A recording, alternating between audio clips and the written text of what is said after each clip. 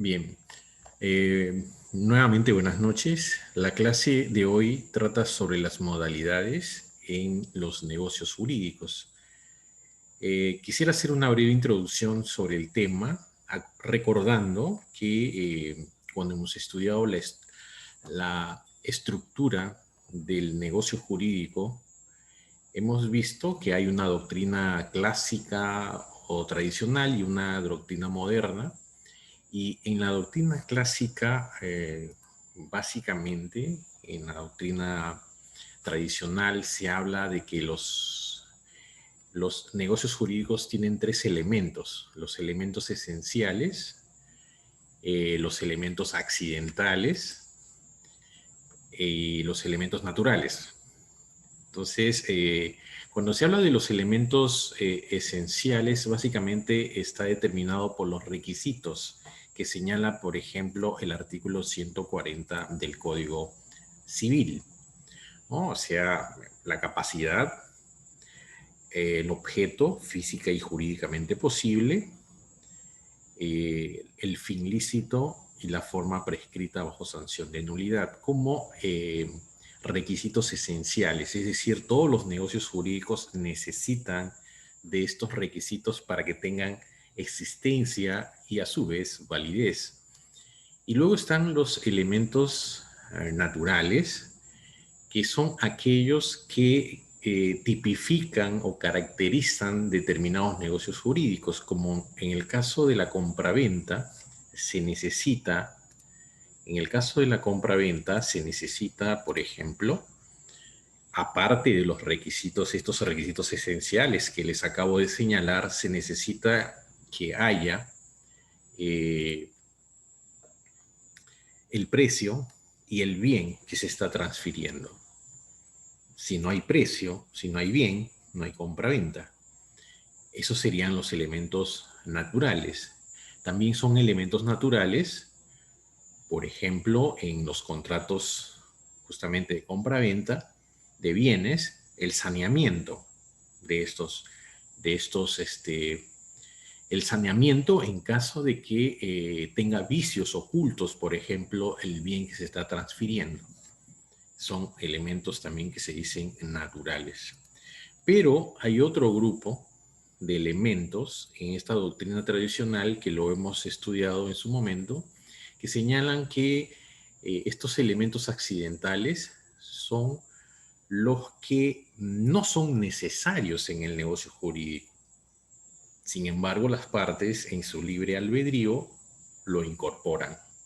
O sea, las partes acuerdan de acuerdo a sus intereses, de acuerdo a lo que ellos han venido tratando o contratando o negociando, de acuerdo a sus intereses, ellos incorporan estos elementos accidentales que tienen básicamente una función en la eficacia del negocio jurídico. Porque los negocios jurídicos pueden tener una eficacia inmediata o pueden tener una eficacia diferida.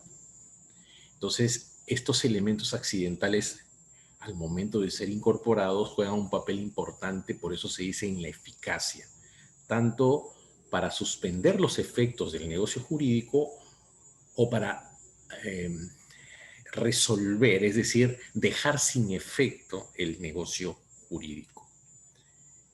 En la diapositiva yo he puesto que son los elementos, cuando se habla de modalidades, son los elementos que añaden al negocio jurídico las partes por convenir a sus intereses. Como ya les he dicho, puede ser que allá, por ejemplo, yo tengo la intención de vender una propiedad y le difiero, por ejemplo, te vendo la propiedad, pero a partir de enero del 2022. O te vendo la propiedad bajo un cargo, ¿no? Te vendo la propiedad, pero yo quiero que esa propiedad lo uses como un colegio o lo uses como un centro, donde un albergue para las personas necesitadas, etc. Ahora, como les decía hace un momento, estos elementos no son obligatorios, se insertan al negocio por voluntad de los celebrantes. Sin embargo, hay que precisar que una vez introducidos al acto, pasa a ser un elemento esencial del mismo. Es decir, desde la incorporación, desde que las partes acuerdan la incorporación de estos elementos, se tornan esenciales. O sea, si es que falta ese elemento, el negocio puede tener algún tipo de problemas en cuanto a su validez. Entonces, estos elementos esenciales, una vez incorporados al negocio jurídico, es algo que no se puede separar. Ahora, conviene recordar también que los negocios jurídicos, conviene recordar que en la clasificación de los negocios jurídicos hay los actos o negocios puros y los negocios modales. Los negocios puros son aquellos en donde las partes no pueden insertar estos elementos accidentales. No lo pueden hacer. Por ejemplo, en el caso del matrimonio, en el caso del reconocimiento de un hijo, no se pueden incorporar. Son actos puros. O sea, por la naturaleza, en el matrimonio no puede haber un matrimonio por un plazo o a condición o con un cargo. Tampoco el reconocimiento de un hijo. Por otro lado, hay un sector de la doctrina, cuando se habla de las modalidades de los negocios jurídicos, que consideran que cualquier cláusula que se agrega al contrato o al negocio jurídico vienen a ser modalidades de los negocios, como la cláusula penal, como las arras y la representación, por ejemplo, que se pueden agregar al contrato. Una cláusula penal, solamente para tener una idea que ustedes van a estudiar en su momento en obligaciones, es el compromiso de una persona para asegurar el cumplimiento de una obligación, quien se sujeta a una pena de dar o hacer algo en caso de no ejecutar o de retardar la obligación principal. Esa es la cláusula penal, que muchas veces en los contratos grandes se ponen cuando hay ciertos plazos. Vamos a hacer una hidroeléctrica, vamos a construir una eléctrica, el Estado pacta construir la hidroeléctrica y por un tiempo determinado, por 700 días, 900 días o 1000 días o 500 días o un año o 2 años. Entonces, en el contrato a veces se incorporan estas cláusulas penales en donde el constructor, por ejemplo, quien ganó la licitación, se compromete a cumplir este plazo y si no lo cumple, comienza a pagar una penalidad en dinero. Entonces, eso es una camisa de fuerza para el constructor para que pueda, o sea, o ejecute en el plazo convenido. O sea, porque no le conviene retrasarse en las obras. O sea, eso es muy importante. Luego están las arras, que es un acuerdo previo al contrato por el que se pacta un derecho de reserva para compraventa de bienes. A cambio, se entrega una cantidad de dinero como señal. Es decir, las arras vienen a ser una especie de, bueno, de compromiso dando cierta cantidad de dinero, ¿no? Como señal de que sí, en su momento se va a celebrar el contrato, la transferencia de un bien. Vas a comprar una casa, estás haciendo los negocios y tú te comprometes, pagas unas arras comprometiéndote de que en 3 meses tú vas a comprar efectivamente el bien. En caso contrario, si no lo compras, esas arras también se pactan, quedarían con el vendedor. Y luego está la representación, que es una institución que ya lo hemos estudiado, Ustedes saben que se pueden realizar negocios jurídicos con representante o sin representante. O sea, uno puede realizar por regla general directa e inmediatamente el negocio jurídico, pero también yo puedo celebrar negocios jurídicos a través de un representante. Y esas son cláusulas que muchas veces se agregan a las negociaciones o a los contratos que se van a celebrar.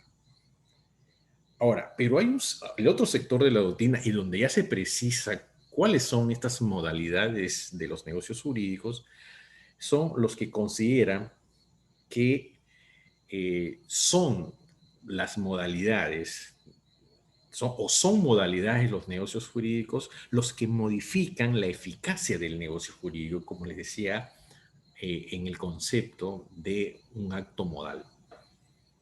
O sea, la condición, el plazo y el modo son incorporaciones que se hacen al negocio, o sea, son cláusulas que se incorporan, eh, que van a tener como efecto la modificación de la eficacia del negocio jurídico. Puede ser una condición suspensiva o resolutoria, puede ser un plazo suspensivo o resolutorio, básicamente, o en el caso del cargo o del modo, en este caso es una eficacia con un gravamen o con una carga. Es decir, por ejemplo, en el ejemplo que les he dado de la venta de una casa, o cuando dono una casa, te voy a donar esta casa, pero esta casa quiero que le utilices como un albergue para los niños pobres de esta ciudad, o para un albergue de las personas que tienen enfermedades mentales, o un albergue para personas que tienen enfermedades terminales como el SIDA, el cáncer, etcétera, etcétera, y que no pueden, y que no, a veces son rechazados por su familia o no tengan dónde estar. ¿Se dan cuenta? O sea, yo dono, es un acto de liberalidad, pero le pongo al beneficiario este cargo. Entonces, esa es la idea de lo que son las modalidades de los negocios jurídicos. Ahora veamos, ya vamos a entrar a estudiar o a presentar lo que es la condición. La condición es un hecho futuro e incierto impuesto por la voluntad de las partes con el objeto de limitar o extinguir los efectos de un negocio jurídico eh, caracterizado por ser modal. Entonces, en el concepto que estamos dando, señalamos que la condición es este hecho futuro e incierto que las partes incorporan para determinar la eficacia de un negocio jurídico. Es decir, yo puedo incorporar a una compraventa y señalar y ponerle una condición que puede ser suspensiva de los efectos o resolutoria de los efectos. Yo puedo decir, te vendo la casa y la condición es de que tú en 5 años te recibas de abogado. O la condición podría ser, yo te vendo la casa, pero lo suspendemos hasta que tú, por ejemplo, realices una peregrinación a, no sé, la Cruz de Motupe, por ejemplo, en el norte del Perú. Entonces, esas son las condiciones que uno puede imponer. Ahora, ¿cuáles son las características de la condición? La condición necesariamente tiene que ser pactado, o sea, no se presume por una actitud o un hecho de alguna de las partes de que el acto es un acto modal con una condición. Por eso se dice que las partes En cuanto a la incorporación de la condición, no están obligados a hacerlo. Por tanto, para que sea obligatorio, debe ser acordado por los celebrantes. O sea, necesariamente en el negocio jurídico se tiene que pactar la incorporación de esta condición. Eh, Otra de las características de la condición es que tiene que ser un hecho futuro. La futuridad encierra la idea de incertidumbre. Definitivamente los hechos o el hecho que se incorpora como condición, evidentemente tiene que ser un hecho futuro. A veces se discute si podría ser un hecho pasado, pero usualmente se sostiene la futuridad de los hechos que son incorporados como condición en un negocio jurídico. Eh, Tiene que ser un hecho incierto, porque el hecho puede realizarse o no. La incertidumbre es la característica de la condición.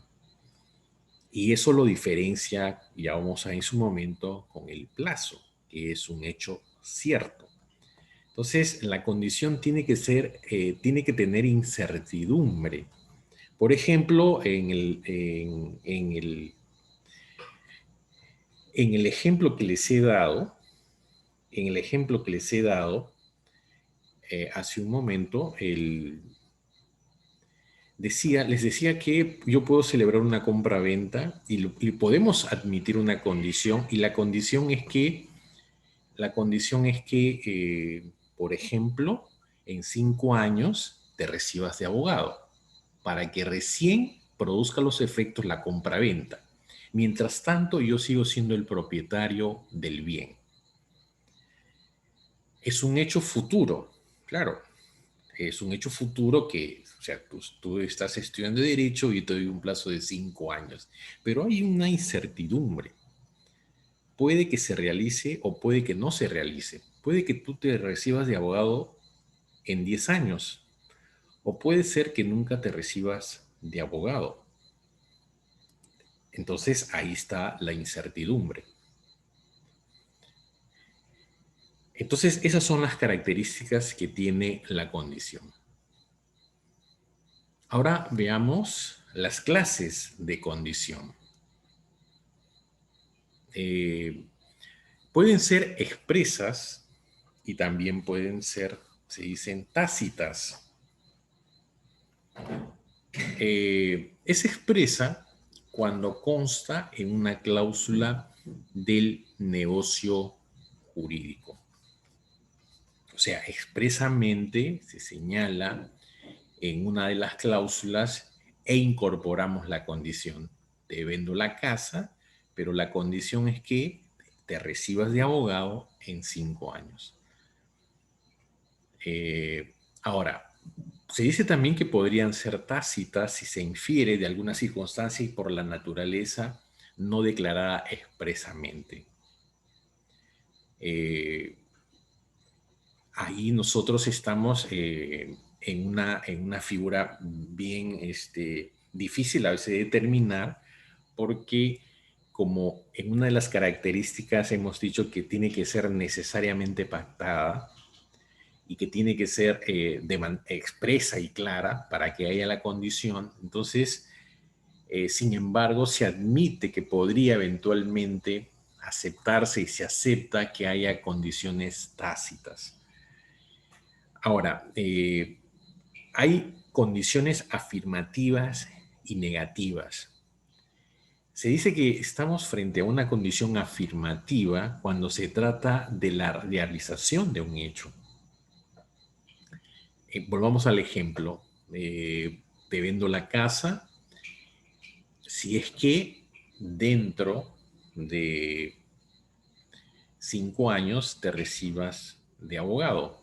Es una afirmación o es afirmativa porque de lo que se trata es de que se cumpla ese hecho, de que tú te recibas dentro de 5 años de abogado. Ahora, una condición es negativa cuando se trata de la abstención que física o jurídicamente se pueda realizar. O sea, eh, una condición es negativa cuando se dice o se señala que, por ejemplo, no, o sea, en el futuro, dentro de 5 años, no, por ejemplo, no dejes de atender, ¿no?, a tus hijos o a tu familia, ¿no?, en un acto en un contrato de compra-venta.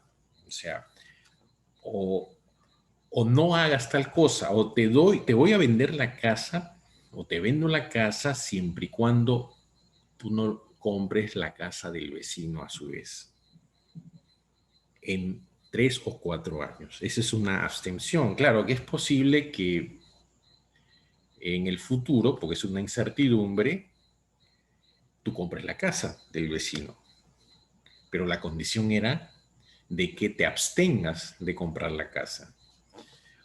Te vendo una casa del costado, yo soy propietario de 2 bienes, que dan, uno de los bienes da al mar, sobre todo bienes que están de manera conjunta, y yo quiero vender la parte de adelante de la propiedad que tengo.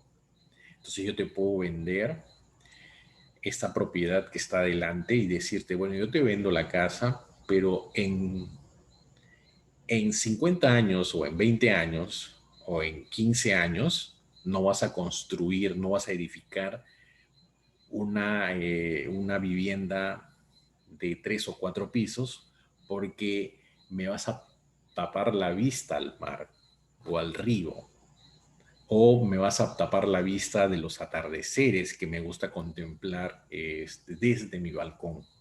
Entonces, ahí estamos frente a una condición negativa, a una abstención, que lo puedes hacer, sí, lo podrías hacer. O sea, se te puede ocurrir o por una necesidad, de pronto tú lo haces, pero la condición es que no lo hagas. Y es un hecho futuro, es incierto porque puede que lo hagas o puede que no lo hagas nunca. Las condiciones también pueden ser potestativas, casuales y mixtas. Son potestativas cuando la condición depende de la voluntad de una de las partes. Es absolutamente potestativa cuando depende de la voluntad del deudor. Y aquí hay una sanción que nuestro ordenamiento civil hace cuando se da esta circunstancia de que la condición esté sujeto a la voluntad del, del deudor. El artículo 172, que lo voy a leer, señala que es nulo el acto jurídico cuyos efectos están subordinados a condición suspensiva que dependen de la exclusiva voluntad del deudor. O sea, en una condición potestativa se puede dar estas circunstancias en donde se pacte erróneamente, o sea, hay una mala asesoría, en donde la condición está determinada por la voluntad del deudor. Y en este caso se trata de una condición potestativa que tiene la sanción de nulidad. Ahora, también estas condiciones potestativas pueden ser simples y las que se admiten, en la que depende de la voluntad del individuo, pero que debe ocurrir otra circunstancia. O sea, pueden ser potestativas porque se da una situación de acuerdo a la voluntad de la persona, pero tiene que ocurrir a su vez otra circunstancia.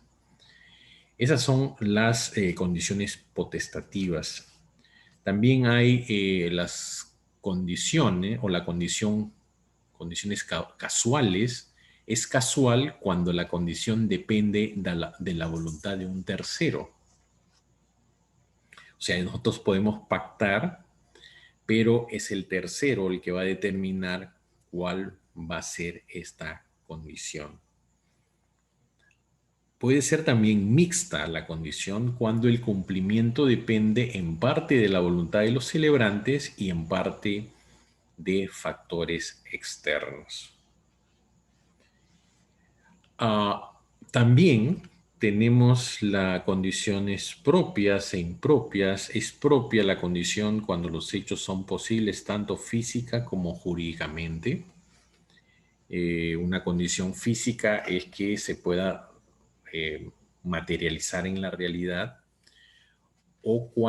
y es jurídica cuando la ley permite que se realicen determinadas situaciones o que se cumplan determinadas situaciones. También se habla de la condición impropia. Es impropia cuando la condición se puede no realizar, pero que además debe ser lícita y que no exista la imposibilidad jurídica. Esas son las condiciones impropias. Eh, por ejemplo, en algún sector de la doctrina se señala que las impropias también son las perplejas, o sea, aquellas condiciones que se contradicen a sí mismo. O sea, tú no puedes, por ejemplo, eh, nombrar un legatario en tu testamento y le pones como condición de que él se muera primero. O sea, ese es un absurdo. O sea, tú no puedes declarar heredero o instituir como heredero a una persona y que pones como condición de que se muera el primero. Cuando se hace un testamento se entiende que el testador es el que tiene que fallecer primero y los instituidos son los que van a recibir la herencia. Entonces hay una contradicción y por eso se dice que las condiciones impropias son también perplejas o contradictorias. Bueno, y la condición puede ser, y lo que regula básicamente nuestro código, que son las más importantes, puede ser una condición suspensiva o pueden ser condiciones resolutorias. Es suspensiva la condición cuando el efecto del acto en su ejecución o cumplimiento está supeditada a la realización de circunstancias puestos como condición. O sea, es decir, se celebra el negocio, pero los efectos del negocio están supeditados a que se cumpla o que se verifique la condición en la realidad. Yo te vendo mi propiedad a condición de que, por ejemplo, la condición sería, por ejemplo, que en estas clasificatorias el Perú vaya al Mundial de Qatar 2022. O sea, si yo pongo una condición suspensiva, significa que los efectos de la compra-venta van a operar en la medida de que Perú clasifique al Mundial del 2022.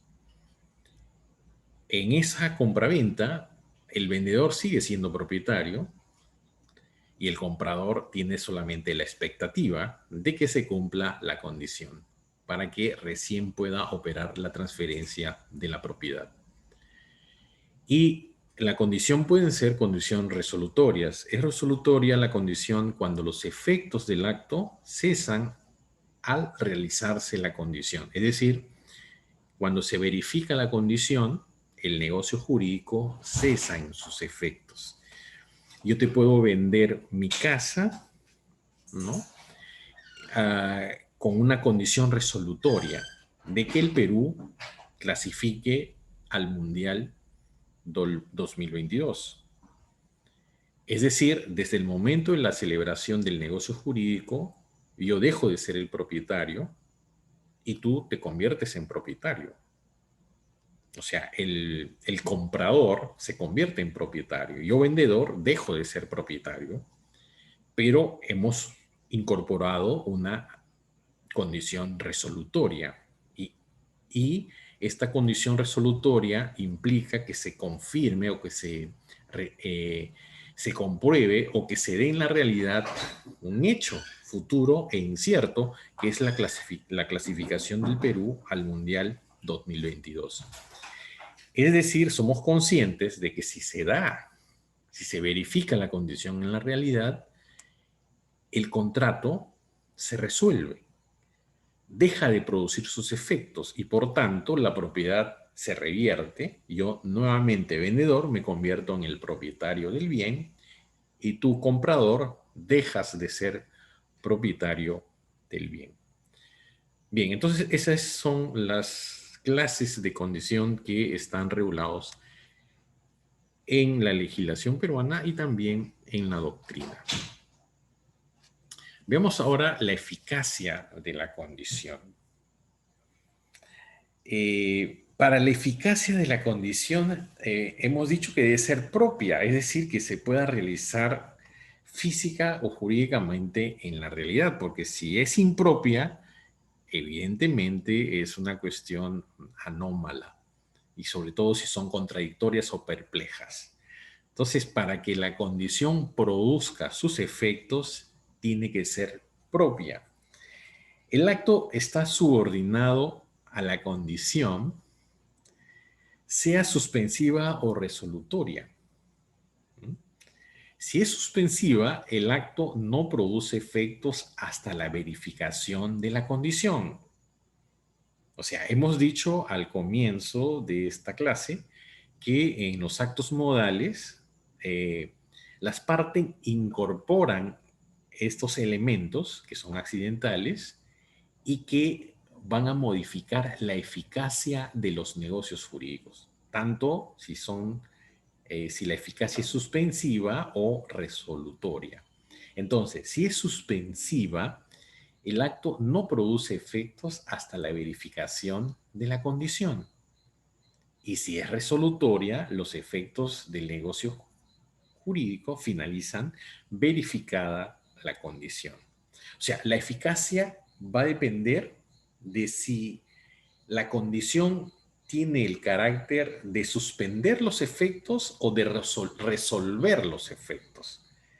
Entonces, si se trata de una condición suspensiva, si se producen los efectos, o sea, si se produce la verificación de la condición, entonces desde ese momento el negocio jurídico tiene eficacia, o sea, produce sus efectos, los efectos queridos por las partes. O, en cambio, si se trata de una condición resolutoria, la eficacia del negocio jurídico a la verificación de la condición concluyen, finalizan. Es decir, la condición hace que pierda eficacia, pierda los efectos el negocio jurídico cuando se comprueba la condición en la medida que sea una condición resolutoria, porque la condición hace que el negocio jurídico pactado deje de producir los efectos deseados por las partes en su momento. Ahora veamos el tema de la pendencia, o sea, de la condición, que viene a ser, que está regulado en el artículo 173. La pendencia es la espera de la realización del hecho designado como condición. Es decir, cuando uno celebra un negocio jurídico bajo esta modalidad condicional, significa que uno está a la espera de la verificación en la realidad del hecho que se ha pactado como condición. Estamos a la espera. Y ahí hay dos situaciones que se pueden dar tanto en la condición, si la condición es resolutoria o suspensiva. Entonces, y ahí se pueden dar lo que se llaman los actos conservatorios, que son aquellos actos tendientes a evitar la pérdida del derecho. Estos actos pueden ser variados y múltiples, como establecer, por ejemplo, garantías o contratación de seguros. O sea, los actos conservatorios. Significa, por ejemplo, que puede suceder de que nosotros pactemos una compra-venta de un inmueble con condición suspensiva. Entonces, está supeditado a que sea un hecho, a que Perú clasifique al Mundial 2022. Entonces, en tanto, y ahí se dan dos situaciones, tanto el vendedor como el comprador tienen ciertas expectativas, sobre todo el comprador.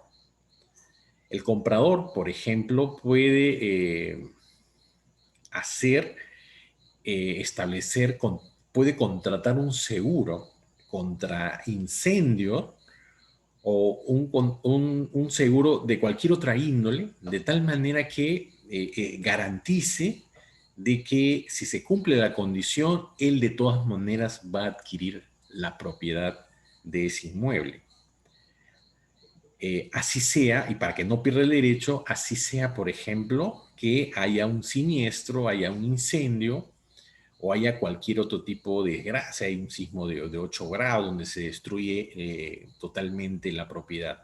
Entonces, este seguro va de alguna manera mitigar los problemas en cuanto a la adquisición del derecho que es expectaticio. Por eso son los actos conservatorios que pueden realizar sobre todo las personas que tienen esta expectativa de adquirir un derecho, porque se ha celebrado un negocio jurídico bajo condición.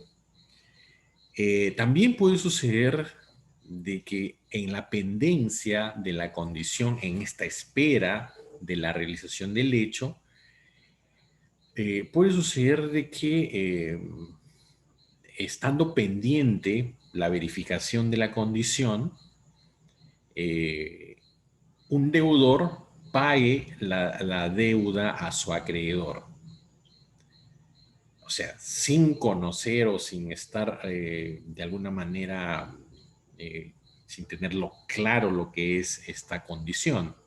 Entonces, si se da esta circunstancia, la repetición de lo pagado implica que el acreedor, en este caso, tiene que devolver lo pagado si la condición no se ha cumplido. En este caso, eh, significa que uno tendría que devolver el bien, ¿no? Devolver el bien en caso de que no se verifique la condición en la realidad. Es decir, en el caso de de un contrato con condición resolutoria.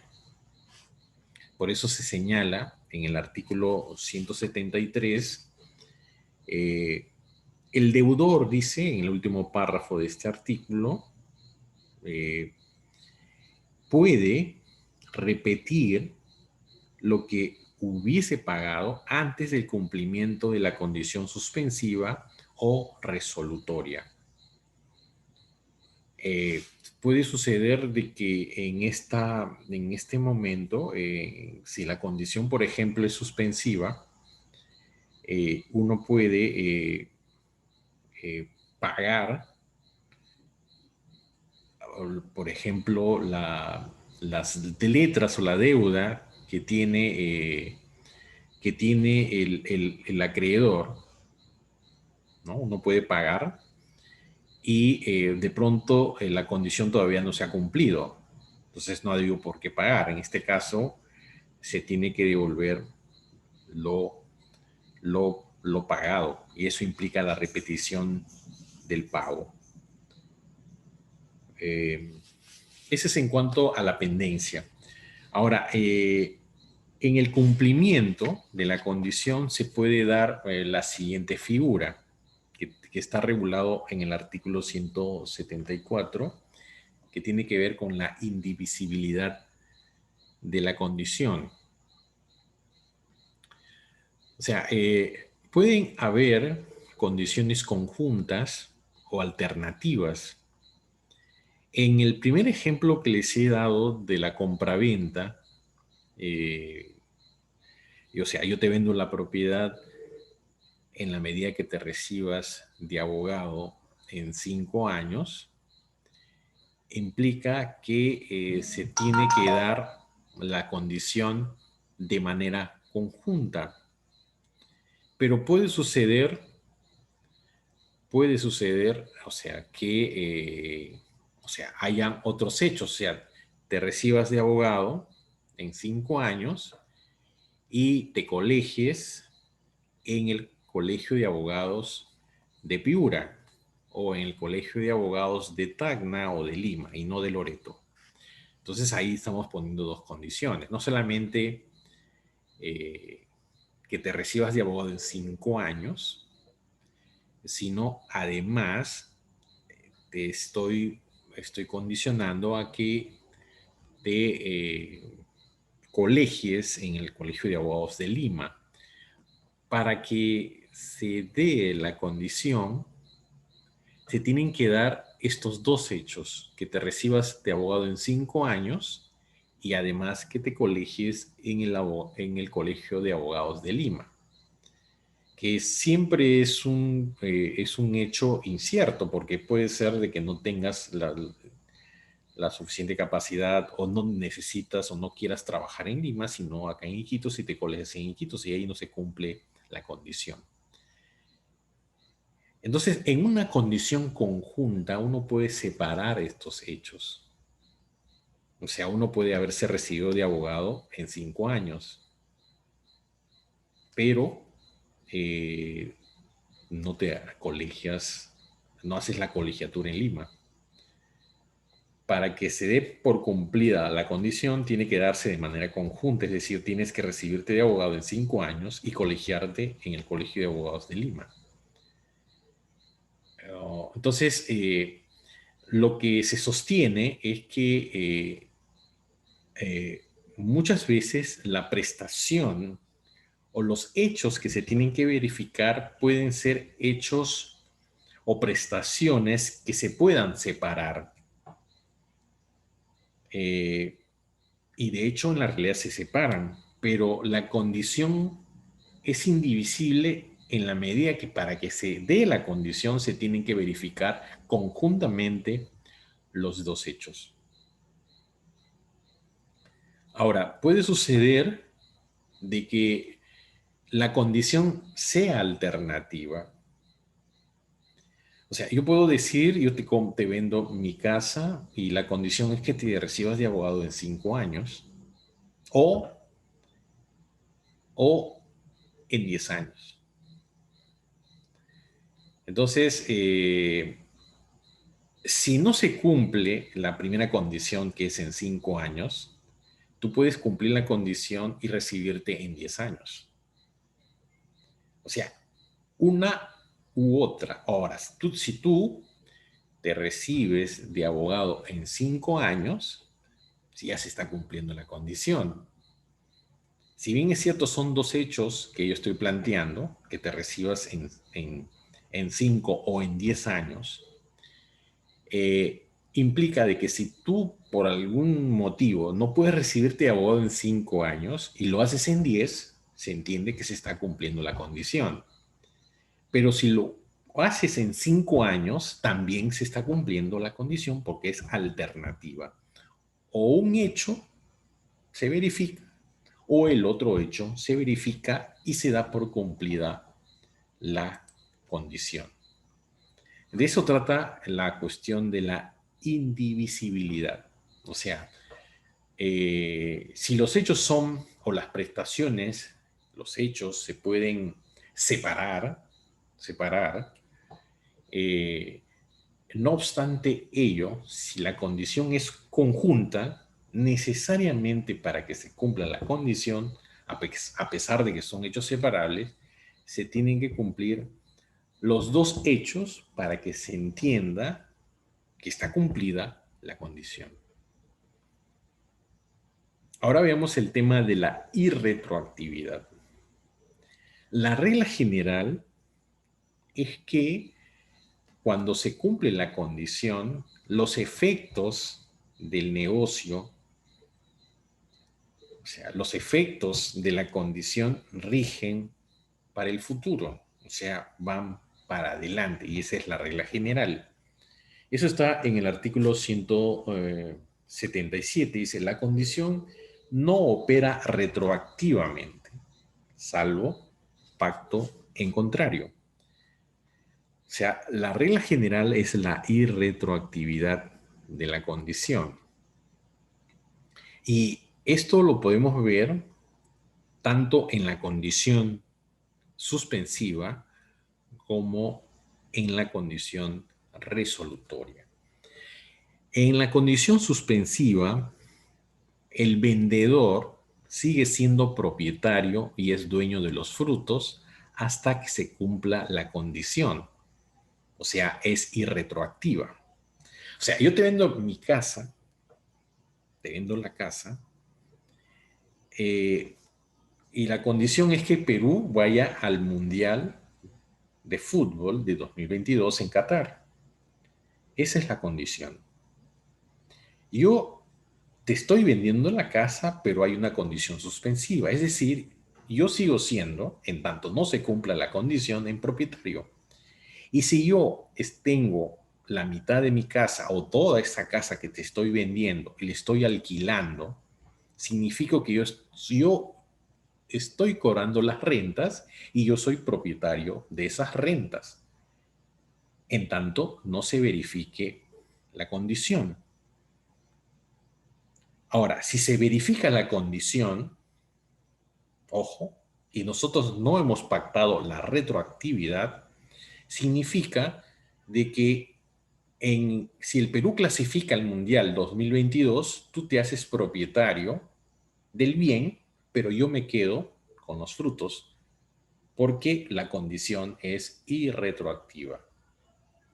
Ahora, si el pacto es que opere la retroactividad, significa que si se cumple la condición, es decir, si Perú clasifica al Mundial del 2022 y yo era el propietario y además alquilaba y tenía la renta, o sea, la merced conductiva o cobraba los alquileres, pero hemos pactado la retroactividad y se ha verificado la condición, significa que yo te tengo que dar los frutos porque la condición es retroactiva. Entonces, desde ese momento que yo te he vendido, a pesar de que se daba la condición suspensiva, pero verificada la condición, los efectos del negocio jurídico celebrado se retrotraen a la fecha de la celebración del contrato. Y por tanto, yo te tengo que devolver los frutos,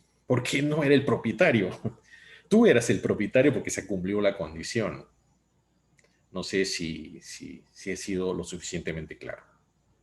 Ahora, en la condición resolutoria, eh, el comprador es el dueño del bien y cobra los frutos. O sea, yo te vendo la propiedad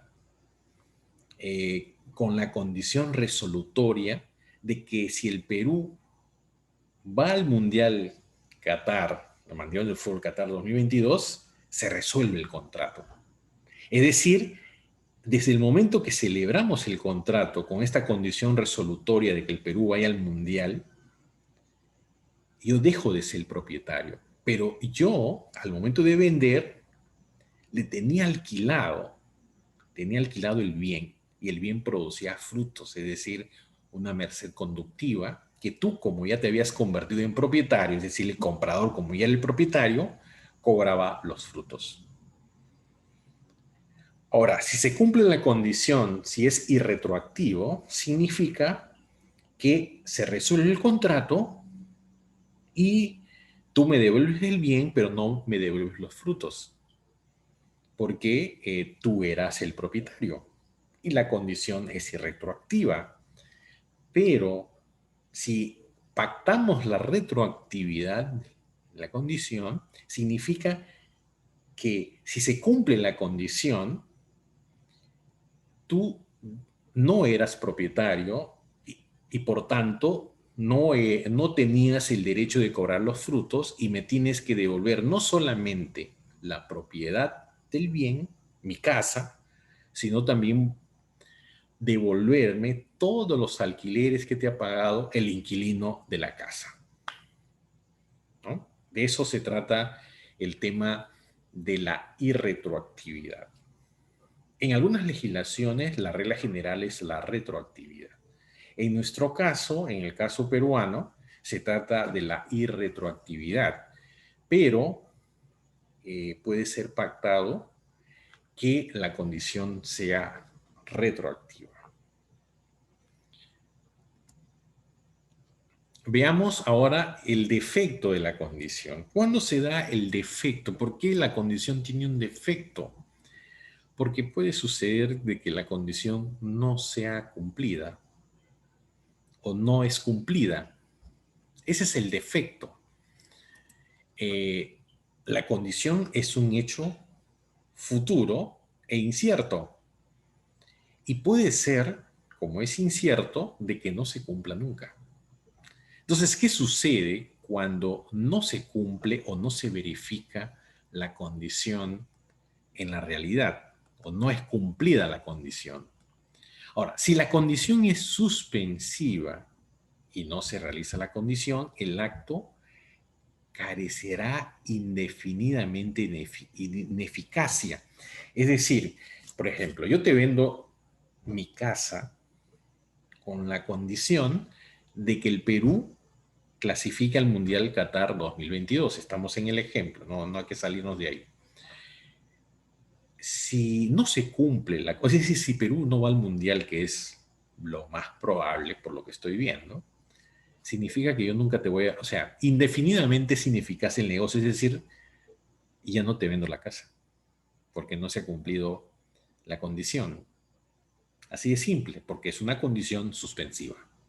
O sea, yo te vendo la casa, pero tiene que cumplirse la condición para hacerte la transferencia, para que produzca su eficacia. Pero como no se cumple o la condición no es cumplida, indefinidamente el negocio que hemos celebrado es ineficaz. Y por tanto, yo sigo siendo propietario indefinidamente. O sea, hasta que quiera venderla a otra persona.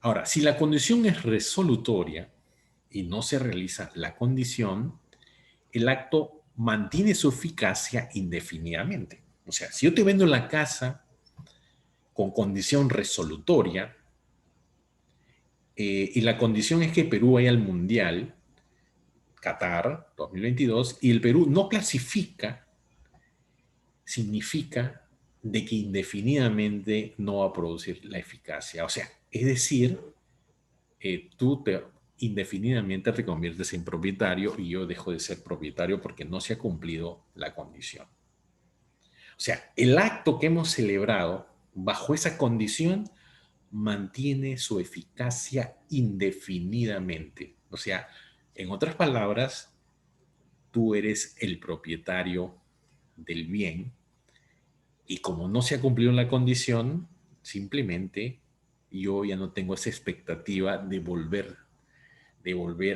a ser el propietario. Ese es en cuanto al defecto de la condición. Ahora, el cumplimiento como sanción a la mala fe. O sea, puede suceder de que la condición eh, sea cumplida o no se cumpla por alguna arducia de alguno de los celebrantes para que se cumpla o no se cumpla la condición. Entonces, si se impide, eso está regulado en el artículo 176. Si se impide el cumplimiento de la condición con mala fe, la sanción es que se tiene por cumplida la condición. O sea, alguien, por ejemplo, la condición es que te vendo la casa con la condición de que te recibas de abogado en 5 años. Pero ¿qué sucede si, por ejemplo, tú te recibes de abogado?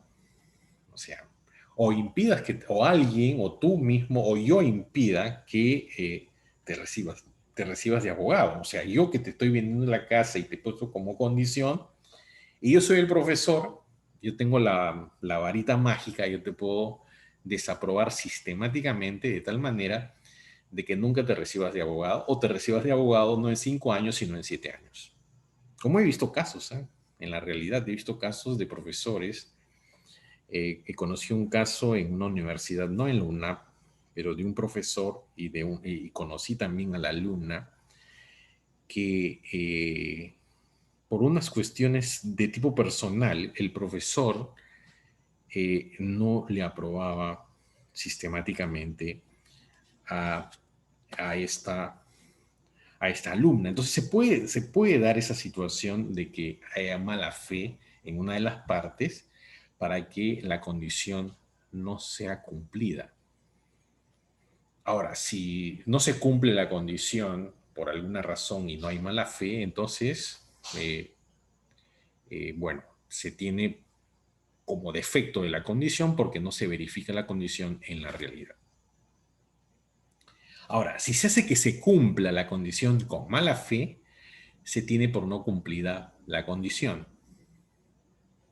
O sea, puede ser de que se impide el cumplimiento o se haga o se verifique el cumplimiento con argucias, con mala fe. Entonces hay esta sanción. El artículo 176 dice, si se impidiese de mala fe el cumplimiento de la condición por la parte en cuyo detrimento habría de realizarse, se considera cumplida. Al contrario, dice el artículo 176, se considerará no cumplida si se ha llevado a efecto de mala fe por parte a quien aproveche tal cumplimiento. Entonces, ese es en cuanto al cumplimiento de la condición y con eso estaríamos terminando esta parte. Y veamos ahora el plazo. El plazo también es un elemento accidental y tiene que ver con la eficacia del negocio jurídico. La diferencia, y ya cuando hemos explicado las características de la condición, es que el plazo es un hecho futuro, pero cierto. La condición es incierta. Entonces, el plazo es un hecho futuro y cierto, impuesto por la voluntad de las partes con el objeto de limitar o extinguir los efectos de un negocio jurídico caracterizado por ser modal.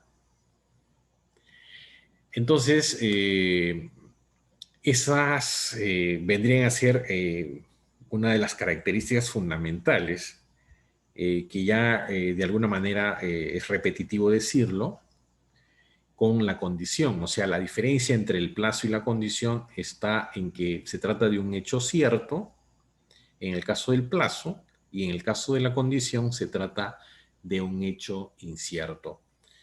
Bueno, necesariamente tiene que ser pactado, o sea, tiene que suscribirse de manera expresa, o sea, y hay una libertad que tienen las partes de insertar este acto o no.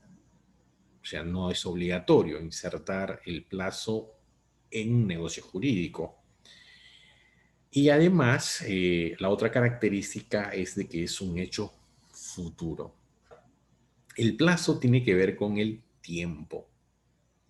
O sea, debe ser futuro porque está inmerso el tiempo. Esto es desde la celebración del acto y la realización del hecho. O sea, cuando hay un plazo en un negocio, hay un término o un plazo inicial y hay un plazo final. O sea, hay un inicio y hay un final. O sea, el recorrido del punto inicial al punto final es lo que vendría a ser el plazo. ¿Ok? Ahora, debe ser un hecho cierto, ya les he dicho, porque necesariamente se tiene la certeza de que se va a dar, o sea, se va a dar este hecho. Esto lo hace diferente de la condición. Sigamos. Clases de plazo. Los plazos pueden ser suspensivos, resolutorios, de duración determinada, de duración indeterminada, y el plazo también puede ser judicial.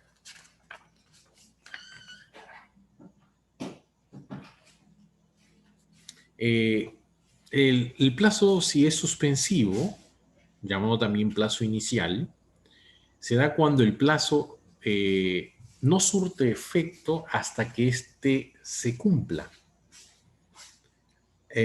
Yo puedo venderte la casa y señalar un plazo suspensivo, decirte, te vendo la casa, mi casa, pero dentro de con un plazo suspensivo que es hasta el 1 de mayo del 2022, el día del trabajo.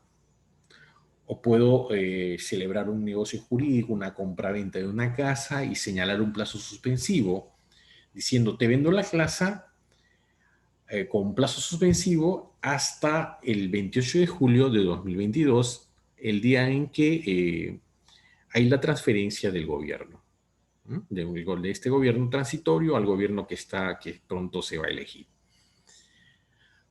Ahora, el plazo puede ser resolutorio, llamado también plazo final. O sea, ¿por qué se dice que es plazo inicial? Vamos al plazo suspensivo. Porque desde ese momento de que se cumple el plazo, tú te conviertes, si tú eres el comprador, te conviertes en propietario. Y yo desde ese momento que te estoy vendiendo mi casa, dejo de ser el propietario. Ahora, puede ser un plazo resolutorio, llamado también plazo final. Cuando el plazo es resolutorio, el acto deja de producir efectos cuando se cumple el plazo, ¿no? Entonces, el plazo resolutorio implica siempre un plazo final. O sea, un plazo en donde, o sea, yo te puedo vender mi casa hasta el 31 de enero del 2030, o sea, cuando se está terminando la década. Y es un plazo final, o sea, es un plazo que se va a cumplir necesariamente. Es decir, tú eres el propietario de la casa, pero el 31 se resuelve el contrato y la propiedad es revertida. O sea, nuevamente yo que te he vendido paso nuevamente a ser el propietario. Aquí hay una observación, he puesto ahí. Un acto puede tener tanto el plazo inicial como el plazo final. Ahora, ¿cuándo estamos frente a un plazo de duración determinada? Es de duración determinada cuando hay la certeza de la duración del plazo. A ver, es decir, yo te puedo alquilar la casa, o te puedo alquilar la casa que tengo, y puede ser eh, y podemos establecer un plazo. Y señalamos que el alquiler de la casa va a ser por 10 años, o por 5 años, o por 6 meses. O sea, tenemos la certeza del plazo. O sea, yo te alquilo mi casa hasta determinado plazo. Terminado el plazo o vencido el plazo, cumplido el plazo, eh, me tienes que devolver la casa porque simplemente se trata de un alquiler. O puede ser de duración indeterminada. Es de duración indeterminada cuando no señala en el negocio jurídico nada sobre la duración de este plazo.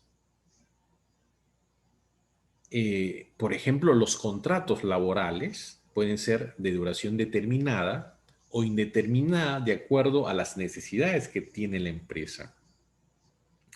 Si una empresa ha aumentado su productividad y el gerente necesita, por ejemplo,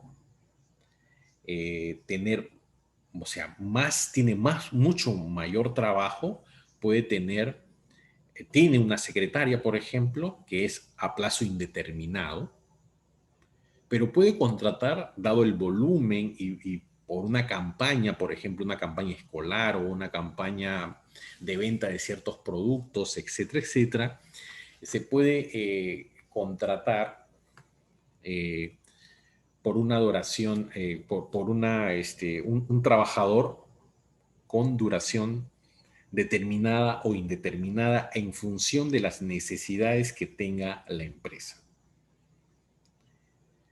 Ahí se necesita muchas veces, cuando la duración es indeterminada, se sabe que hay un plazo.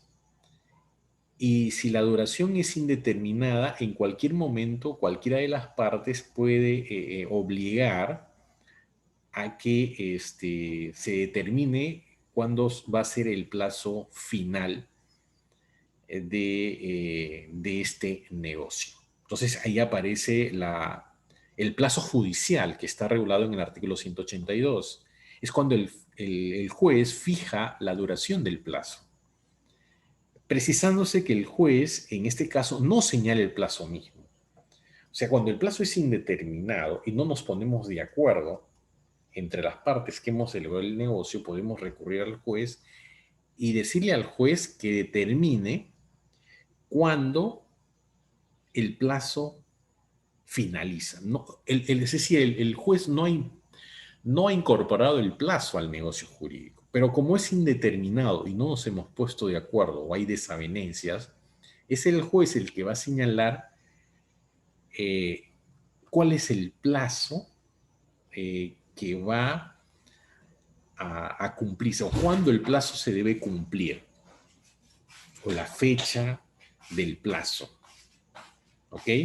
Entonces ahí estamos frente al plazo judicial que está regulado en el artículo 182. Ahora veamos quiénes son los que se benefician con el plazo. Usualmente el beneficio del plazo se da en los negocios jurídicos que tienen un plazo suspensivo. Ya hemos visto que ahí los plazos pueden ser suspensivos o resolutorios de los efectos. O sea, se presume que el plazo suspensivo es en beneficio del deudor. En un contrato, usualmente en obligaciones, hay un acreedor y un deudor. Entonces, cuando se incorpora un plazo suspensivo de los efectos del negocio jurídico, se entiende que es en beneficio del deudor. Puede que sea, esa es la regla general, que siempre el beneficio del plazo, en el caso de los plazos suspensivos, el beneficiado siempre es el deudor. Ahora, puede que sea, de acuerdo a las circunstancias o a la naturaleza del contrato, que sea en beneficio del acreedor o de ambos, que son las excepciones. La regla general es que siempre el beneficio del plazo es a favor del deudor. Entonces, si el plazo es en beneficio del deudor, este puede pagar en cualquier momento la deuda. O sea, si tiene un crédito, unas obligaciones que pagar, y yo soy el beneficiario del plazo. A mí me dicen, bueno, tú me debes $50,000, yo te doy un plazo, me dan un plazo para pagarle en 5 años. Tengo una hipoteca, estoy comprando una casa con una hipoteca, yo soy el deudor. Yo si me saco la tinca o gano un dinero extra, yo puedo, como es el plazo sí de mi beneficio, yo tengo 5 años para pagar esa hipoteca, pero yo me he sacado la tinca o me he sacado la lotería, yo puedo pagar en cualquier momento o sea, como es en mi beneficio, yo puedo pagar en cualquier momento la deuda. En este caso, el acreedor no puede exigir, en cambio, sino al momento del vencimiento del plazo. O sea, yo como deudor, yo puedo pagar en cualquier momento porque soy el beneficiado con el plazo. Pero si yo soy el acreedor y yo no soy el beneficiado, yo no puedo exigir el pago sino al vencimiento del plazo, que es en 5 años. Entonces, en 5 años recién yo podría exigir el pago a mi deudor. O sea, al momento que se cumpla el plazo. Ahora, si el plazo es en beneficio del acreedor, porque puede suceder, hemos visto que se pueden dar estas excepciones, este puede exigir el pago en cualquier momento sin que el deudor se niegue. Es decir, eh, que es la excepción, porque la regla es que siempre el deudor es el beneficiado. Entonces, en el mismo ejemplo, hay una hipoteca que pagar en 5 años y yo soy el acreedor, yo tengo un deudor y se ha pactado el plazo a mi favor eh, en 5 años, o sea, para cobrar. Pero como es en mi beneficio, yo puedo exigir en cualquier momento que mi deudor me pague. Hemos pactado eso. O sea, hemos pactado, o sea, yo no te voy a cobrar en la medida que te necesite, ¿ok? Entonces pactamos. Mira, pactamos el cobro en 5 años, pero si yo necesito, tengo una urgencia económica, tengo que pagar ciertos créditos, estoy endeudado y yo necesito, entonces yo te puedo exigir que me pagues, yo como acreedor. Y el deudor en este caso no se puede negar a pagar. Entonces, ahora, si vamos desde el punto de vista del deudor, el deudor no puede cumplir con la obligación antes del vencimiento. O sea, en este caso, el deudor no es el beneficiado del plazo y por tanto, a diferencia del ejemplo anterior, y cuando es en beneficio del deudor, en este caso el deudor, o sea, le hemos dado 5 años para pagar la deuda, el deudor no puede cumplir en cualquier momento el pago de la deuda, sino al cumplimiento del plazo, o sea, al vencimiento del plazo. ¿Por qué? Porque el beneficio se ha pactado a favor del acreedor. Ahora, si se ha pactado a favor de ambos, en este caso, si el plazo es en beneficio del deudor y el acreedor, ni el deudor podrá pagar antes del vencimiento, ni el acreedor podrá exigir antes del término del plazo. O sea, si es en beneficio de ambos, y hemos dado por 5 años, el deudor no puede pagar antes de los 5 años, ni el acreedor puede cobrar antes de los 5 años. Entonces, ese es en cuanto al beneficio del plazo que está regulado en el artículo 179.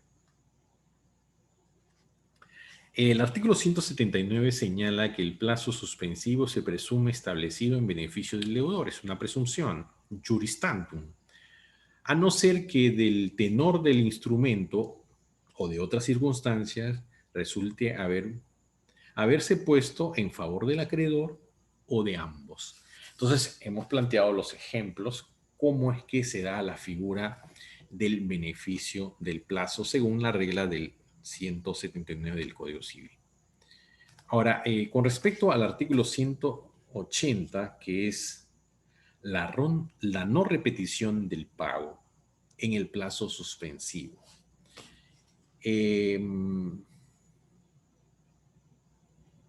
El artículo 180 del Código Civil señala el deudor que pagó antes del vencimiento del plazo suspensivo no puede repetir lo pagado, pero si pagó por ignorancia del plazo, tiene derecho a la repetición.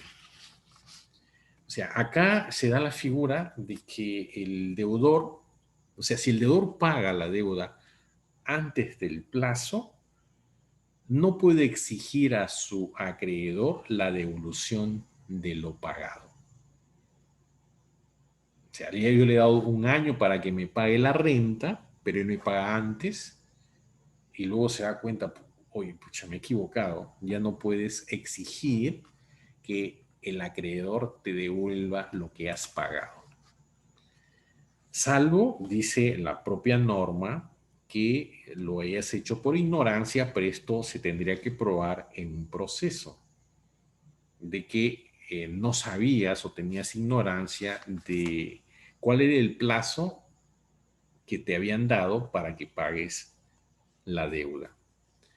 Entonces, la regla general es que si el deudor paga lo que debe antes del plazo que se ha estipulado en el negocio, en el contrato, no puede exigir a su acreedor la devolución de lo pagado.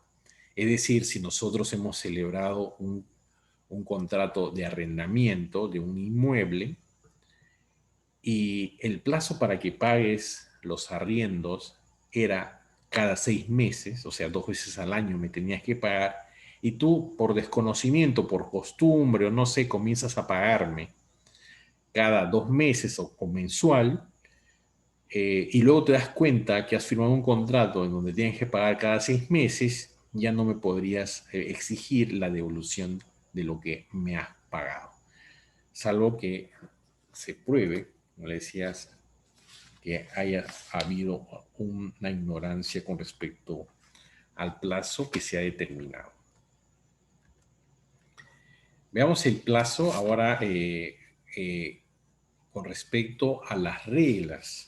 Existen reglas que están señaladas en este famoso artículo 183 del Código Civil. Reglas para el cómputo del plazo están en el artículo. O sea, las reglas son por días, por meses, por años, y las otras reglas es en cuanto a la exclusión e inclusión de los días y la inhabilidad del último día. Estas reglas que están señaladas en el artículo 183 del Código Civil, estas reglas para el cómputo del plazo están conforme, de acuerdo a lo que dice el propio Código Civil, conforme al calendario gregoriano. Y estas reglas se aplican a los plazos legales y convencionales, salvo disposición en contrario. Es decir, si hay normas incluso de derecho público que no se precisan el plazo, se aplican estas reglas del artículo 183 y aquí se verifica que el derecho civil siempre es supletorio a todos los otros derechos, tanto derechos privados como públicos. Si es que no hay reglas que señalen sobre el cómputo del plazo. Entonces, cuando el plazo es por días, se computa por días naturales, salvo disposición. Los días naturales son los días que están integrados por los días hábiles e inhábiles. O sea, yo pacto un contrato por 15 días. Se entiende que los 15 días se computan por días naturales de acuerdo al calendario, salvo que haya disposición en contrario y se señale que va a ser por días hábiles. Pero la regla general es que si no se dice nada, se entiende. O sea, si te doy el plazo de 30 días o de 45 días para que me pagues la deuda y no hemos señalado nada, si se trata de días naturales o hábiles, entonces se entiende que son días naturales, de acuerdo al calendario. Plazo por meses. Se cumple en el mes pactado y en el día que esté correspondiente al mes inicial. Si no hay ese día, se cumple el último día de dicho mes. O sea, si se pacta, por ejemplo, por meses, o sea, por ejemplo, hemos pactado que, que hemos pactado que el contrato va a finiquitar, por ejemplo, dentro de 6 meses y hemos suscrito el contrato el 31 de enero de este año, ¿no? Si es por 6 meses un contrato de arrendamiento, entonces el contrato se va a tener, o sea, el plazo se va a tener por vencido el último día del mes de junio, sería. Pero junio, como ustedes saben, no tiene 31. Entonces la regla es que se cumple el último día de dicho mes. En este caso, hemos suscrito el contrato el 31 de enero, pero el contrato ha sido por 5 meses y se vence en junio, pero junio no tiene ese día, o sea, no tiene 31, tiene 30. Entonces se entiende que ese día se cumple el plazo. Por eso se señala, se cumple en el mes pactado y en el día de este correspondiente al del mes inicial. O sea, hay un mes inicial y hay un mes final. El mes inicial ha sido enero, donde hay 31, el día 31, y termina en junio, y en junio no hay el día del 31. Entonces, si no hay ese día, se dice que se cumple el último día de dicho mes. El plazo puede ser por años, y aquí se aplican las reglas de los meses. Es decir, si, por ejemplo, hemos pactado por 10 años un arrendamiento y comenzó a operar en marzo, el 15 de marzo del año 2021, y el contrato es por 10 años, significa que se va a cumplir el plazo del arrendamiento el 15 de junio, o el 15 de marzo, perdón, del 2031. Entonces hemos pactado que es por 10 años, pero se aplica la regla de los meses. Ahora, otra regla importante en el cómputo del plazo es la exclusión e inclusión de los días. La regla general es que se excluye el día inicial y se incluye el último día. Por ejemplo, si estamos haciendo un trámite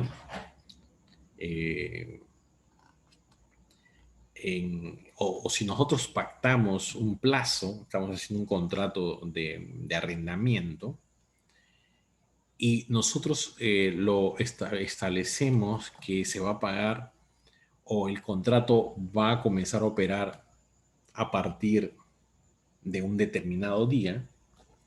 Entonces, la regla es que siempre se va a excluir el día inicial. Por ejemplo, si hoy día estamos lunes,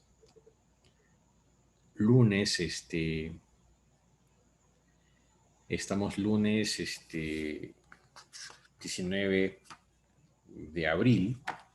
Entonces, si nosotros pactamos que va a ser por 15 días para que me pagues una deuda, el día 19, o sea, los 15 días, se va a computar desde el día 20, porque la regla general es que se excluye el día inicial y se incluye el último día.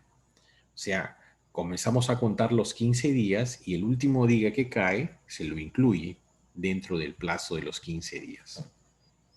Esa es la regla, o sea, la regla general siempre es que cuando se establecen plazos, siempre operan a partir del día siguiente. Lo mismo sucede cuando por ejemplo, se me ocurre, me estoy pensando en la publicación de normas legales. Las normas operan o rigen desde el día siguiente de la publicación. O sea, hoy día sale publicado, pero al día siguiente recién entra en vigencia la norma. En el caso de los plazos, cuando se establece el inicio de un plazo, la fecha del inicio, o sea, el día del inicio, se lo excluye para el cómputo del plazo. Es decir,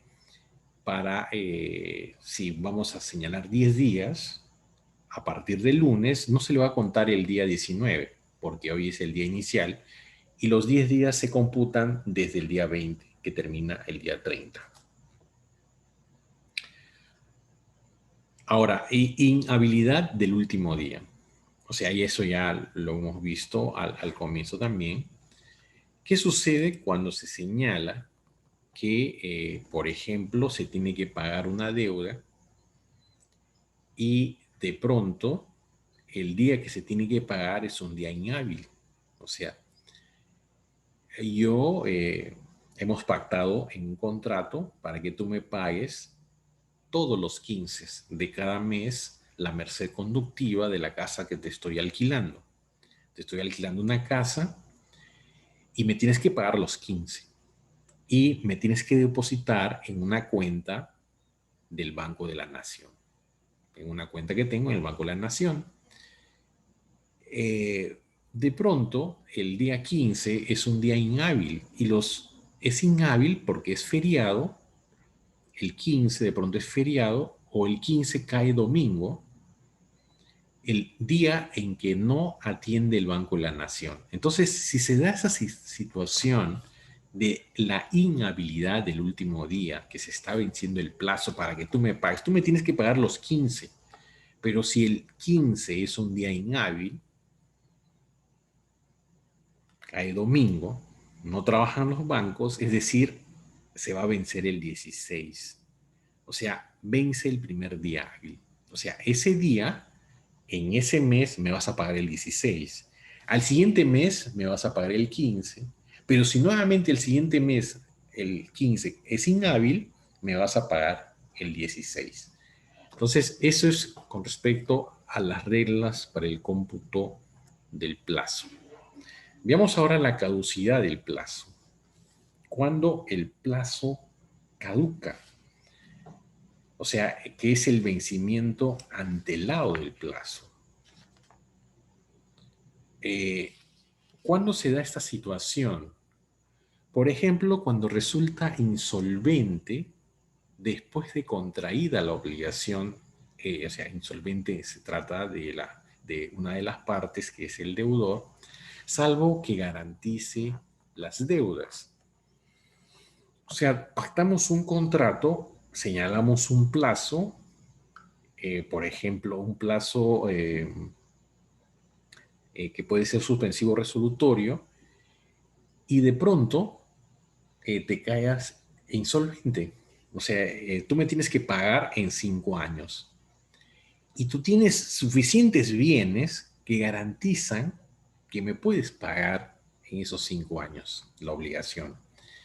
Pero puede ser que te eh, caigas en quiebra o te esté yendo mal en los negocios. Entonces, en esas circunstancias, caduca el plazo y se tiene que exigir el pago de la deuda. Entonces, en estas circunstancias, el deudor puede revertir esta situación del cobro anticipado de esta deuda estableciendo garantías, o sea, garantías haciendo una hipoteca, una garantía mobiliaria o cualquier otro tipo de garantías. Entonces, donde tú le dices a tu acreedor, aquí está la garantía que te voy a pagar. Y así que el plazo continúa. Si no se da esas circunstancias, caduca y por tanto el acreedor tendría el derecho de cobrarte. También caduca cuando no otorgue al acreedor las garantías a que se hubiese comprometido. O sea, hacemos un contrato de mutuo. O sea, un contrato de mutuo es un contrato de préstamo de dinero. O sea, yo te presto dinero y te comprometes a establecer garantías de que me vas a pagar en determinado tiempo. Y te comprometes además de que la garantía lo vas a hacer dentro de los 15 o 20 o 30 días de celebrado el contrato. Entonces, si, o sea, si las partes, una de las partes, en este caso el deudor, no otorga las garantías a que se ha comprometido, o sea, hipotecar una casa, eh, hacer una garantía mobiliaria de bienes, de productos que tiene, de cosechas que pueda tener, que son bienes muebles, que se trata de garantías mobiliarias.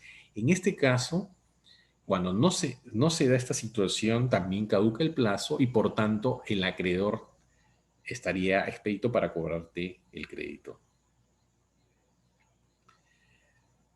Ahora, también caduca el plazo cuando las garantías disminuyeren por acto propio del deudor o desapareciera por alguna causa no imputable a esta, a menos que sea inmediatamente sustituida por otras equivalentes a satisfacción del acreedor.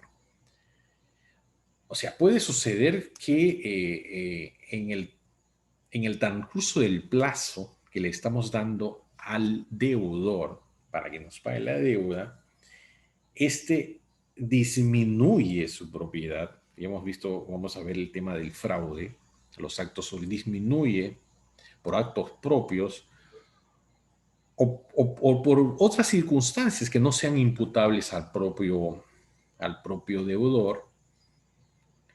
Se entiende que ha caducado el plazo, el acreedor tiene derecho a cobrar, a menos que el acreedor sustituya las garantías o que sean equivalentes a la satisfacción del acreedor.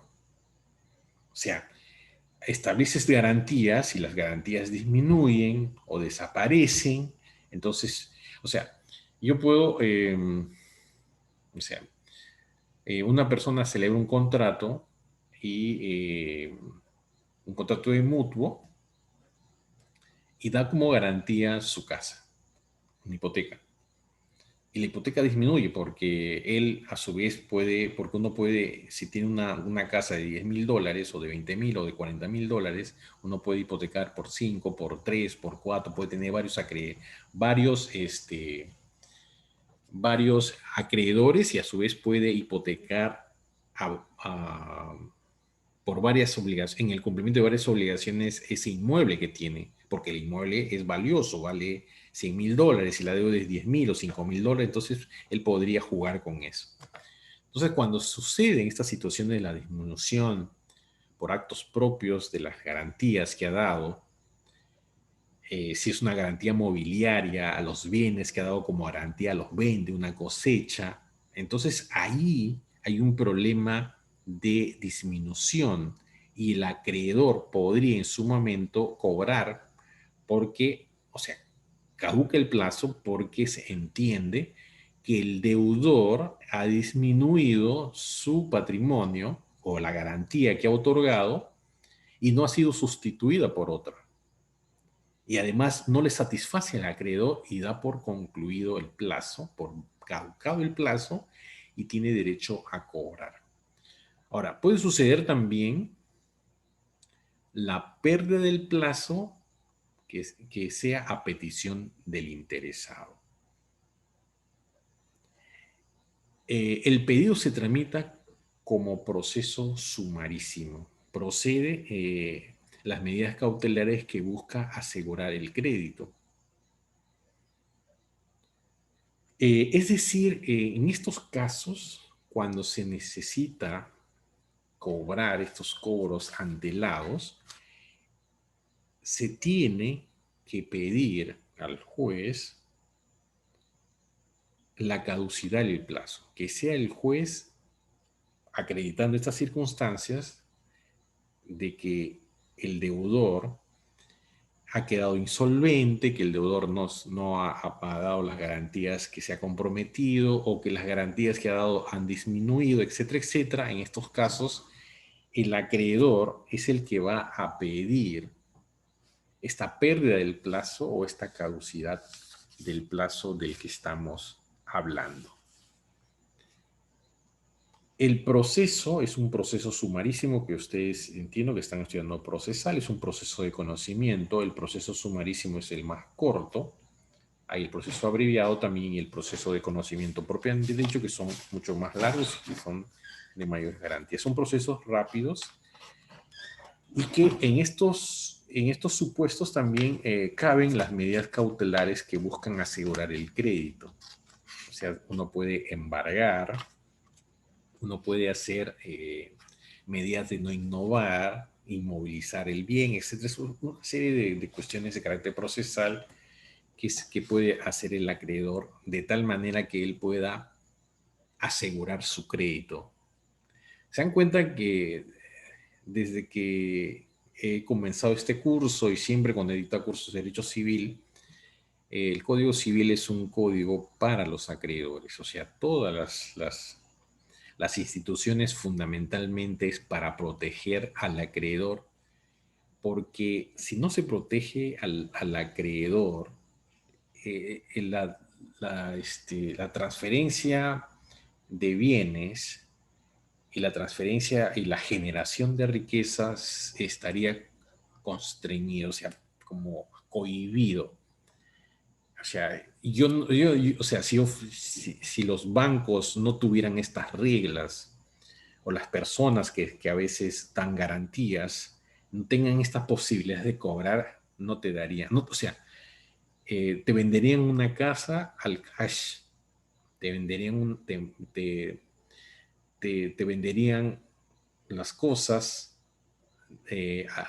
sin crédito, o sea, no te darían a plazos.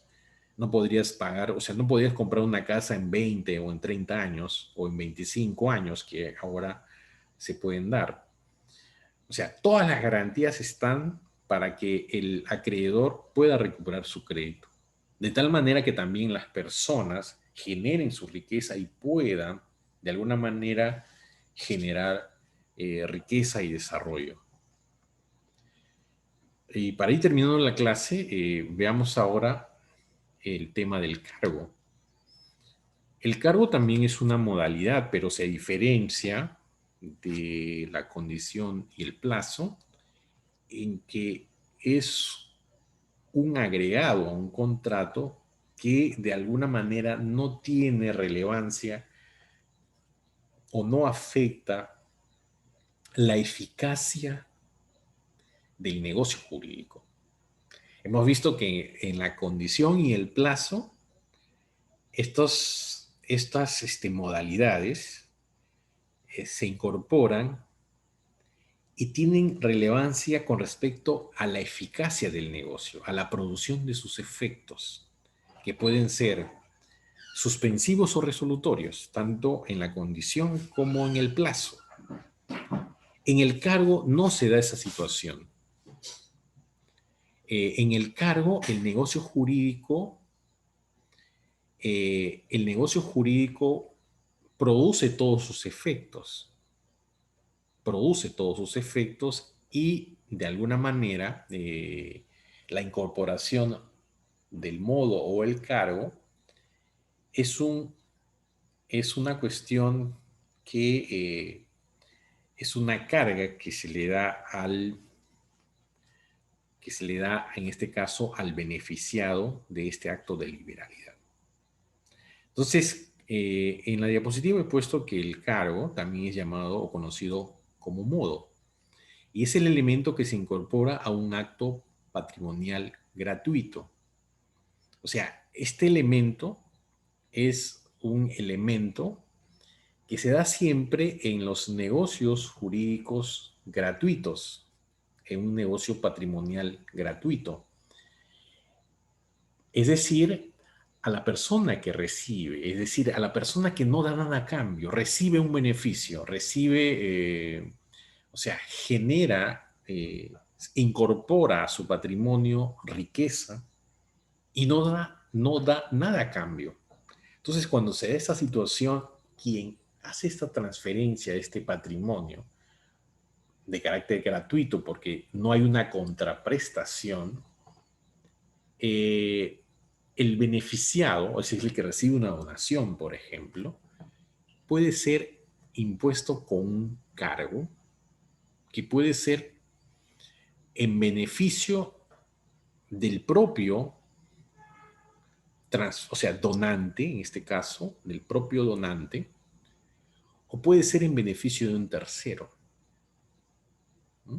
Entonces, ese es el cargo. Eh, ¿Cuáles son las características del cargo? Primero, hemos dicho que se da en actos patrimoniales gratuitos. Eh, entonces, la primera característica del cargo es que se da en los actos de liberalidad, que puede ser a través de una donación o puede ser a través del otorgamiento de un testamento y el testador eh, instituye a un legatario, es decir, le da un bien no siendo un heredero forzoso, porque de eso se trata en el tema de los legatarios, le da un bien y le impone una determinada carga o gravamen. O sea, alguna obligación de hacer o de no hacer. O sea, por eso se dice que es un acto de liberalidad, que se da en las donaciones o al momento de que el testador instituye un legatario. Ahí se dan los actos de liberalidad. Puede ser una obligación de tipo patrimonial en algunos casos. Hemos dicho que la regla general es que se da en actos patrimoniales gratuitos, pero puede suceder de que se dé en actos de tipo patrimonial o en algunos casos de tipo no patrimonial. O sea, esta es una cuestión que habría que determinar porque a veces, eh, a veces se hacen transferencias, o sea, actos que no son gratuitos, eh, pero que generan, o sea, en una compraventa, por ejemplo, se genera un cargo, se impone un cargo, aunque es la excepción, porque la regla es que se dan en actos de liberalidad. Entonces, puede suceder que en actos de tipo patrimonial, en un negocio patrimonial oneroso, se imponga un tipo de cargo a favor del comprador, pero esta es una excepción y de alguna manera muchos autores no lo consideran, no consideran que sea un cargo propiamente dicho, sino una condición. Por ejemplo, yo te vendo la casa para que tú a su vez eh, lo arriendes y generes, o sea, una riqueza para ti. O, por ejemplo, yo sé que tú eres un benefactor, una persona que ayuda a mucha gente, yo te vendo una casa y pongo como condición a que en 10 años tú sigas albergando a gente necesitada o a gente o enfermos de algunas, a enfermos que están padeciendo una enfermedad ya terminal. Otra de las características es que es coercitivo, es decir, en caso de incumplimiento de la persona que está obligada con el cargo, el beneficiado con el cargo puede exigir, o el imponente del cargo puede exigir que se cumpla. Por otro lado, no afecta al derecho principal, como ya hemos visto en la definición o en el concepto que les he dado, porque la imposición de un cargo no limita la eficacia del negocio jurídico. O sea, ahí se diferencia con la condición y el plazo. En caso que haya dudas si estamos frente a un cargo o condición, se debe inclinarse a que es un cargo, según Barandiranjar. Otra de las características del cargo es que tiene tres posiciones o tiene tres sujetos que intervienen. Uno es el autor de la liberalidad, que es el imponente, o sea, el que impone el cargo. O sea, vendría a ser el testador que está otorgando un legado o el donante de un bien. O sea, él es el imponente. Y luego está el beneficiado con la liberalidad, que es el grabado con el cargo. O sea, yo te dono, pero te dono mi automóvil, pero los fines de semana, por 5 años, me tienes que sacar a pasear por los alrededores de la ciudad o irnos de campo o de paseo, ¿no? Eso es es que es el beneficiado con la liberalidad, pero es el gravado con el cargo. Es el que está obligado a cumplir el cargo. Y otro es el beneficiado con el cumplimiento del cargo, que puede ser el imponente, puede ser un tercero o el mismo beneficiado. O sea, en el caso del beneficiado con el cumplimiento del cargo, lo puede ser el propio testador, en este caso el testador ya no, porque no está, pero el donante que está vivo, puede ser un tercero, es decir, en los legados, o sea, puede ser que sea un sucesor, un heredero forzoso, el que se beneficia con el cumplimiento del cargo. Es decir, los fines de semana, por 5 años, él va a tener el carro a su disposición para que salga a pasear por los alrededores de la ciudad. O puede ser un tercero, en este caso un tercero viene a ser el sucesor, o puede ser el mismo beneficiado. Ahora, el cargo necesariamente tiene que tener un plazo de ejecución. Eh, claro, porque si no, se torna una cuestión de incertidumbre con respecto a la exigibilidad. Hemos visto que una de las características es que es coercitivo. O sea, el beneficiado con el cumplimiento del cargo puede exigir coercitivamente el cumplimiento. Ahora, a veces se impone el cargo, pero no se señala el plazo de su ejecución. Entonces, en este caso, se tiene que recurrir al juez para que lo determine. El cargo, además, debe ser inferior o igual al valor de la liberalidad. Caso contrario, el grabado no está obligado a cumplirlo.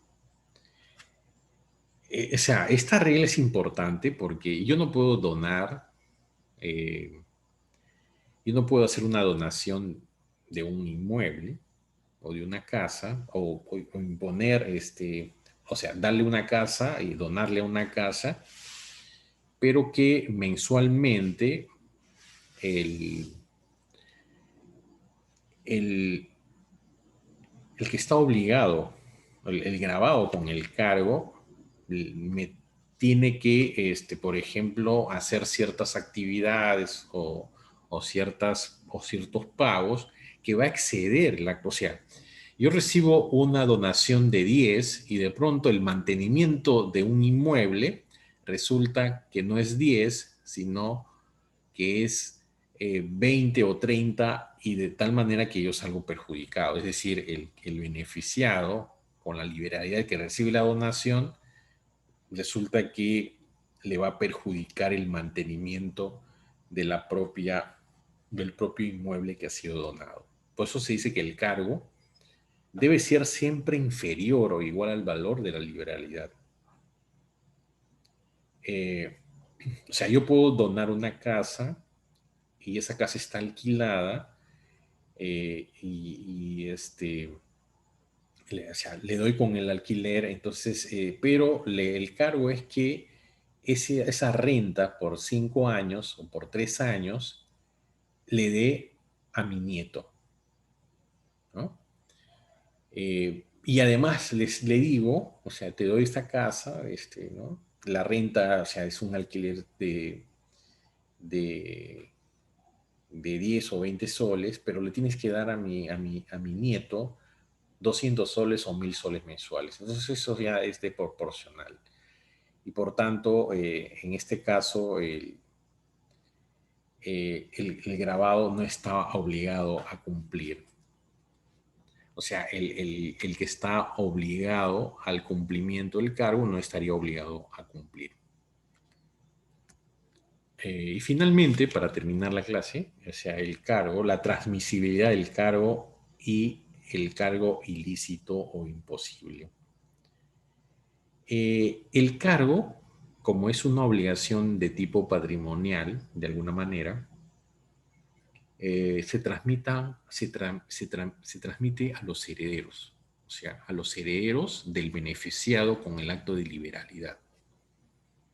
O sea, si se le dona a una persona un inmueble y con este inmueble se dice en este inmueble que por 15 o 20 años, vas a atender a enfermos desahuciados de la ciudad de Iquitos, pero esta persona a la quien se le ha donado este inmueble fallece, este acto de liberalidad a este padre va a ser transmitido a sus hijos cuando fallece, porque sus hijos son sus herederos y esta obligación que él tenía que cumplir se le transmite, porque simplemente lo que tienen que hacer los sucesores del padre fallecido, o sea, del beneficiado, era que atienda a los enfermos de enfermedades que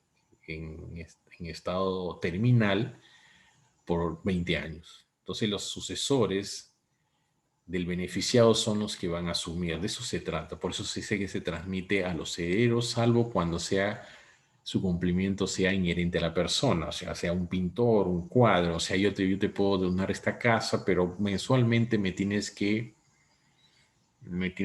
hacer un cuadro, hacerme una pintura o hacerme una fotografía si es un fotógrafo, y de pronto se fallece esta persona y los hijos, ninguno es fotógrafo ni ninguno tampoco es pintor. Entonces, evidentemente ahí es intransmisible o cuando lo prohíbe la ley o se haya pactado en contrario. Ahora, el cargo puede ser ilícito o imposible. En este caso, doctrinariamente hay dos posiciones. ¿Qué pasa cuando el cargo es ilícito o es imposible? Hay una parte de la doctrina que señalan que se debe anular la liberalidad. O sea, yo te dono mi casa, pero te exijo, te doy como un cargo de que, por ejemplo, esa casa que te estoy dando lo uses para que sea un sitio donde se monte un laboratorio de estupefacientes, de drogas, etcétera, etcétera. Entonces, ahí se trata de un cargo ilícito. O sea, yo te doy la casa, pero úsalo, lo tienes que usar para que ahí se instale un laboratorio que finalmente me va a beneficiar también a mí. O sea, un laboratorio de droga, de heroína, etcétera, etcétera. Entonces, en estos casos se dice que como la liberalidad, como el cargo es ilícito, se debe anular la liberalidad, es decir, no hay donación. Y así lo regulan algunas legislaciones. Y así también opinan algunos autores. Pero en el caso nuestro, y que lo comparten estudiosos del derecho civil, se inclina a que si la liberalidad, o sea, perdón, el cargo, es un cargo ilícito o imposible, señalan que la liberalidad subsiste y el cargo, como es ilícito o es imposible, no se cumple. ¿Y cuáles son las razones? Primero, por el principio de que lo principal no sigue la suerte de lo accesorio. Es decir, si porque ¿cuál es el acto jurídico principal? La donación. Lo accesorio es el cargo. Entonces, en este caso, si lo accesorio es ilícito o imposible o nulo, no tiene por qué perjudicar al principal. Por eso se dice que no sigue el principal la suerte de lo accesorio. Y por otro lado, porque el propósito del cargo siempre se señala que es una cuestión totalmente secundaria. O sea, no tiene nada que ver con la celebración del negocio jurídico. Bien, con eso estaríamos terminando la presentación. No sé si tienen alguna pregunta o algún comentario.